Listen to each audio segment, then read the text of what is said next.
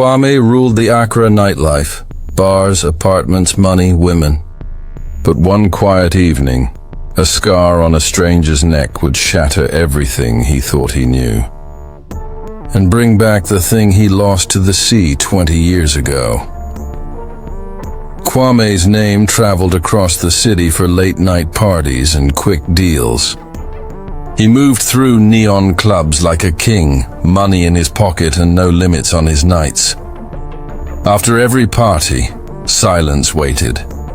Kwame sat at the edge of his bed, traffic sounds faint behind heavy curtains. The city felt distant, clubs, music, strangers. To fill the emptiness, Kwame invited different women. Week after week, a close friend finally told him, "You look full, but you're empty." Kwame laughed. But the word stayed.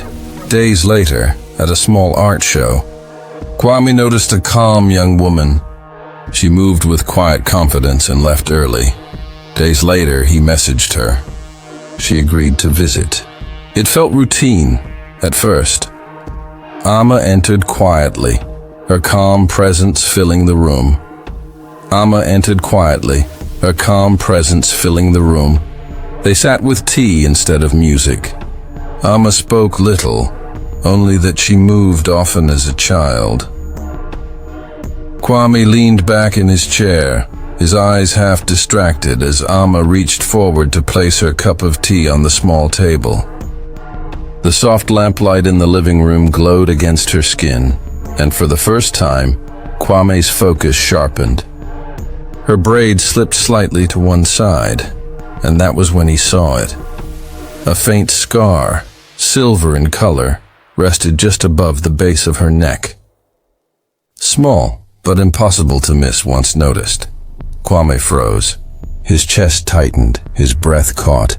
He had seen that scar before, not on any stranger, but on his little sister who was lost to the sea many years ago. The same scar she had when they were children. His face stiffened as he leaned forward, staring, unable to blink, as if the world had stopped moving. His hand trembled slightly on the armrest of the chair. Amma, sensing his silence, looked at him with calm confusion. She straightened her dress, unaware of what had just shifted inside Kwame's mind. Kwame's vision blurred for a moment, not from the lamplight, but from the flood of memories breaking into him. The storm, the boat rocking violently, his sister's small hand slipping away from his, the endless waves that swallowed her cries.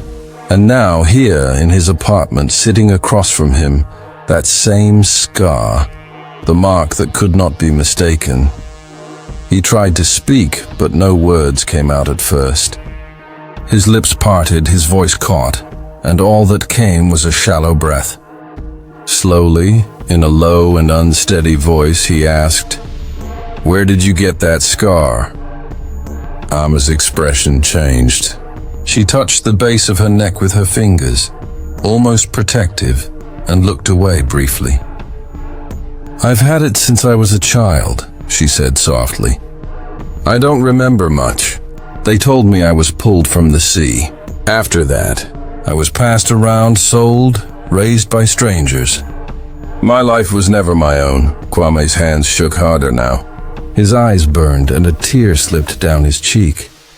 It was no longer doubt. It was certainty. He rose from his chair slowly, reached into the drawer of a nearby cabinet, and pulled out an old photograph he always kept hidden. It was worn. The edges frayed, but the image was clear.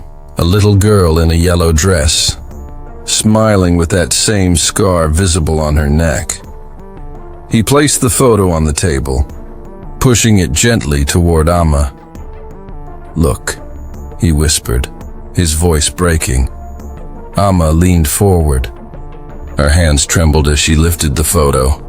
The moment her eyes fell on the picture, her lips quivered, and the cup in her other hand rattled as she struggled to hold it. Her chest rose sharply, her breath uneven, tears gathered in her eyes, and her voice cracked as she whispered, "Brother?" Kwame's knees weakened. He dropped into the chair, covering his face, sobbing heavily.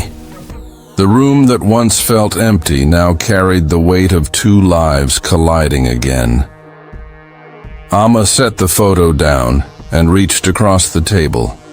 Her hand, strong yet gentle, touched her brother's arm. She could hardly believe it. The man she had only met hours ago, the one who lived a life so distant from hers, was the boy she thought was lost to her forever. The scar, once just a mark on her skin, had opened the door to a truth they both thought they would never see again. Amma finally whispered, "Where is our father now?" Kwame's voice broke. "Mother passed after the storm. Father lost his mind. He's in a hospital." They drove in silence to the coastal mental hospital.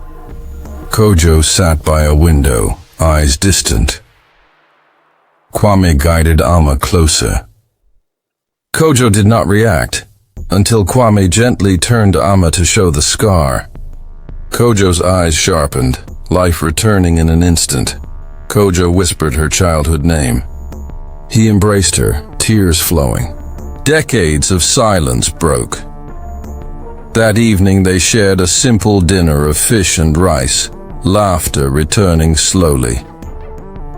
Kwame sold his bars and apartments, vowing never to use women for empty nights again.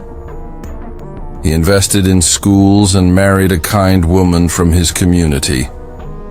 What began as another careless evening became the night a scar brought a lost sister home, healed a broken father, and gave a man back his soul. A single scar brought back a lifetime of love. But scars don't just heal the skin, they awaken the soul. From that day on, Kwame never sought another fleeting night of pleasure. He built a home, a life, a legacy, and the man once lost to madness found his mind the moment his daughter returned. The father pulls Amma and Kwame into a silent embrace. The hospital lights fade to warm sunrise tones as the screen goes black. Family is the one treasure no fortune can replace.